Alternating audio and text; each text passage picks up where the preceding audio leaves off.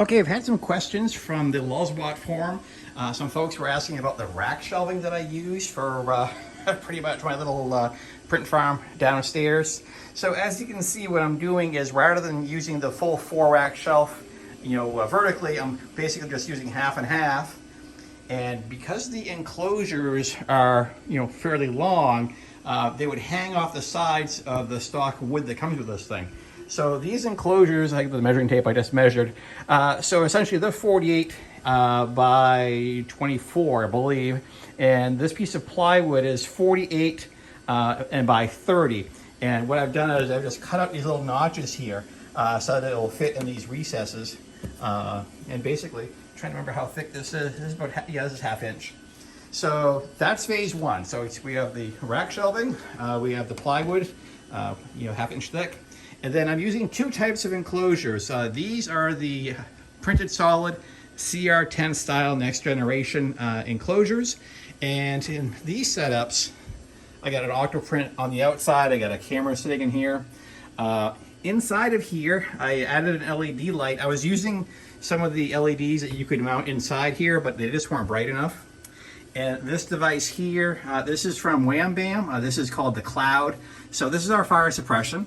And on the outside of these units, I have this 3D Upfitter. This is a carbon filter, so it has a small fan that's USB powered, has a carbon filter, and also has HEPA. And every 6 months I replace those.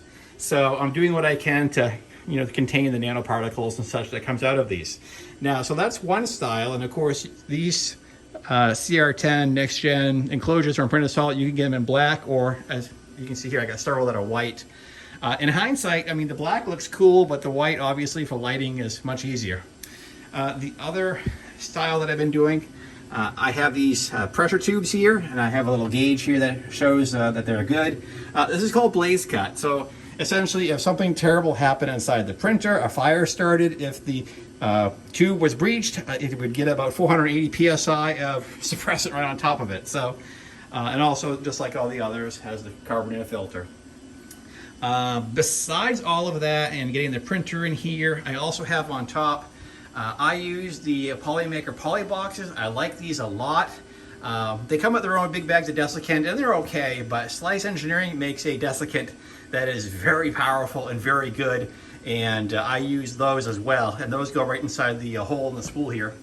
And essentially what I'm doing is I am routing the Bowden tube out the back. I use a compression fitting back there. And it comes down through here and it goes directly into the hot end. So what I've been doing is I'm controlling how much moisture my filament is taking in by trying to seal everything off. Also, before the filament goes in here, it goes through my PrintDry filament dryer. Now, this is PLA, so I'm not too worried about moisture, but for some other prints that I do, where I do PETG or some other hygroscopic materials that really pull in moisture, then I have things like, for example, I have the Cyclopes by EIBOS, and this is a really great heater. The only rub, of course, using these powered heaters is they do use a lot of energy. This is probably the best one I have. It doesn't use a solid state relay, it uses something else. So if you have this set to like 55, you're gonna hear it go tick, tick, tick, tick every so often as it turns on and off the heat. I have another one that's called a fixed dry. Unfortunately, that one uses an algorithm to kind of figure out how long I should dry and the temperature, so it doesn't really have a real, like I said, it doesn't even have a temperature gauge. It just runs the heat until it thinks, this is about good enough. Which is too bad because this thing is a really tight fitting, and it's super snug, but it's unfortunately falls a little short as far as the accuracy. But again, my favorite things have been these PolyBoxes, and they've worked really well. I'm trying to think what else. Oh yeah, the other thing I do in all of mine, I have the Raspberry Pi mounted on the outside here. And just because I'm always concerned about a print getting blipped, I have a bunch of these CyberPower UPSs. On these printers, 1,000 watt is fine. On some of my bigger machines that run bigger printers, I'm running 1,500. So you can go crazy real quick here as far as how much you spend for enclosures, fire safety, and of course air filtration, and then the supporting equipment for filament drying and that sort of thing. But again, if like me, I'm doing really, really big prints. I got a big old pile of Iron Man stuff sitting over here that I'm still doing. And some of these prints take, 2 or 3 days, and you just want to make sure that you're not going to have any, silly blips that screw things up. The other enclosure type I have here, this is the Wham Bam Hotbox Mega. Really convenient. I mean, you can unzip it and zip it back up. I mean, if you're just looking for something temporary, I'm using, you've probably seen these all over the place at Walmart, other stores. So I'm just using that as USB powered for a light. What I would usually do is I'd probably have a web camera here plugged into a Octoprint.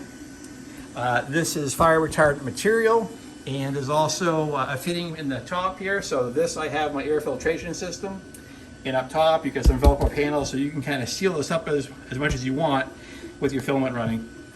So several good options here. So Wham Bam Systems makes the Wham Bam Hotbox. They also make the cloud fire suppression system that I showed earlier. The BlazeCut, you can find that at, I think I bought these at Matter Hacker, but you can also find them elsewhere, 3D Upfitters, Amazon. They're all roughly the same price. But, so that's a rundown.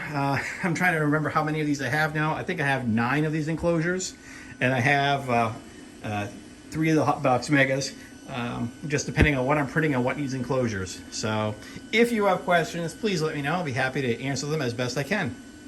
Print safe, guys.